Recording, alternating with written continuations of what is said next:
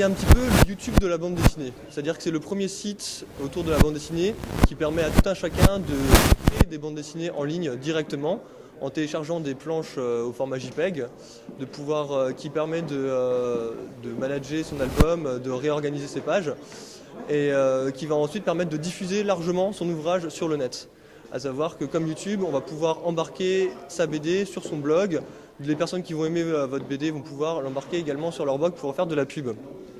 À partir de là, on a une communauté qui est capable de noter, de donner son avis, de dire s'ils ont aimé les ouvrages, avec un classement de popularité sur le site.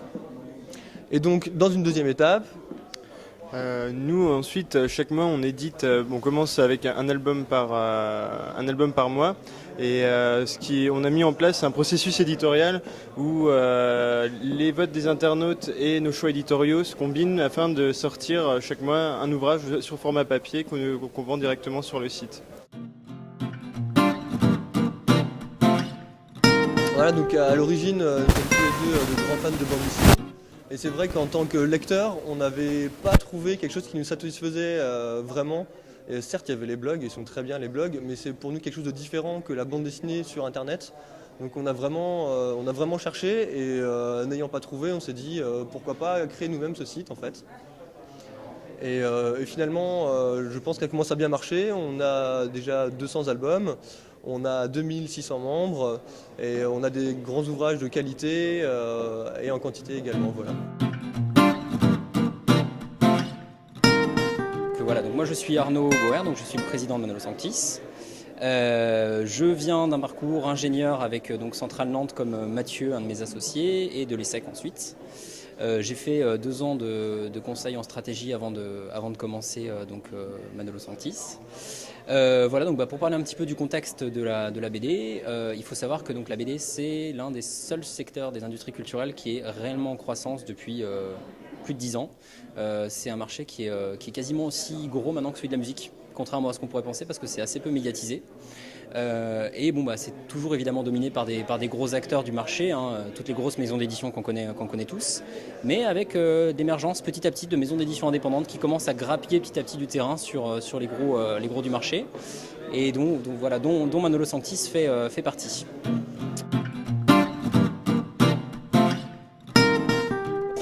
Donc Manolo Sanctis a édité ses 2 premiers auteurs à la fin du mois dernier. Voilà, donc c'est tout frais.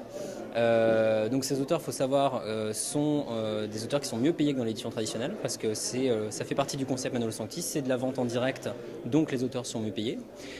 Et pour l'année 2010, nous on prévoit environ, mais 20 sorties au total sur l'année 2010 pour environ 100 000 ventes.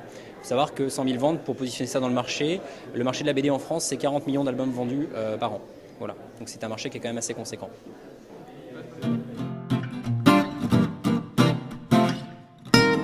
Moi c'est Thomas Gilbert, donc sur Manolo Sanctis et Gilou.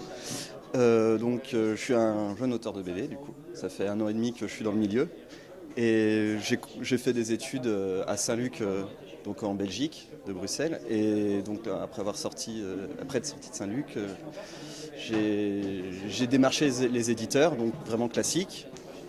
J'ai réussi avec beaucoup de chance à rentrer chez Casterman. J'ai fait un album pour Casterman et en coédition avec l'École des loisirs. Et après, j'avais un peu de temps libre et je me suis dit que je ferais bien quelque chose ailleurs pour voir.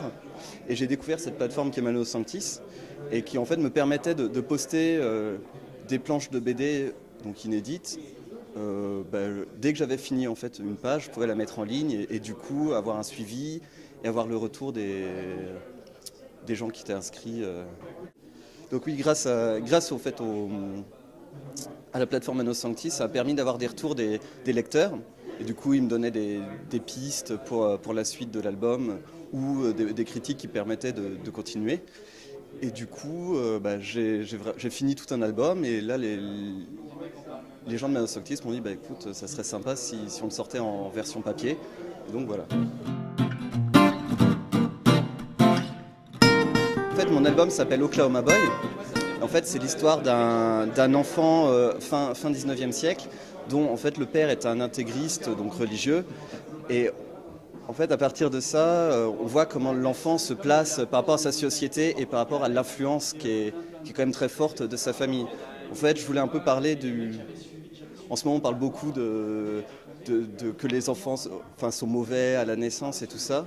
Et moi, mon but, c'était de dire qu'au final, l'enfant est neutre et qu'il y a toute la société autour de lui qui le construit, quoi. Je voulais un peu parler de ça. Et donc, j'ai fait cet album sur ce thème-là, quoi. Moi, je m'appelle donc Loïc Locatelli. Mon pseudo, c'est Renard. Pas de rapport. Mais j'ai fait l'école Émile Cole à Lyon. C'est une école de bande dessinée, dessin de presse, d'animation. Au début, je voulais faire du dessin animé et puis je me suis rendu compte que c'était vraiment trop ennuyeux. Du coup, j'ai fait de la bande dessinée. Et donc, en album, j'ai eu la chance, dès que je suis sorti de l'école, d'être contacté par un scénariste assez connu qui s'appelle Antoine Ozanam, qui a sorti pas mal de BD, très très bien d'ailleurs. Et il m'a proposé de travailler avec Didier Borg, qui est le directeur de KSTR, chez Casterman.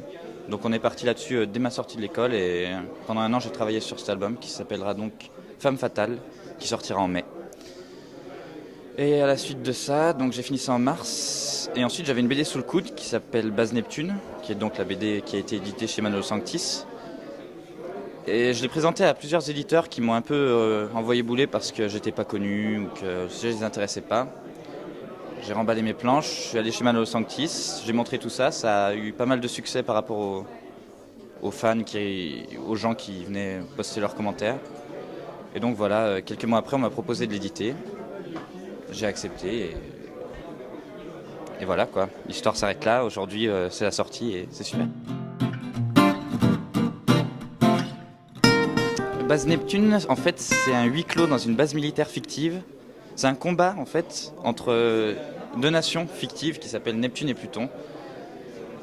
Et en fait, j'avais envie de raconter l'histoire d'un road trip, mais qui serait pas un road trip justement, qui serait un huis clos, donc complètement l'inverse, qui soit un peu pesant.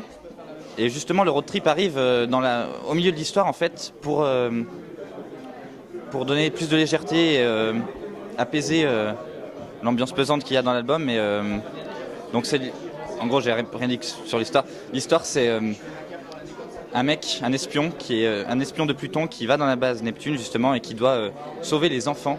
Parce qu'en fait, Neptune utilise des enfants pour se battre et il trouve ça inadmissible et donc il est là-bas pour les sauver en quelque sorte. Donc voilà.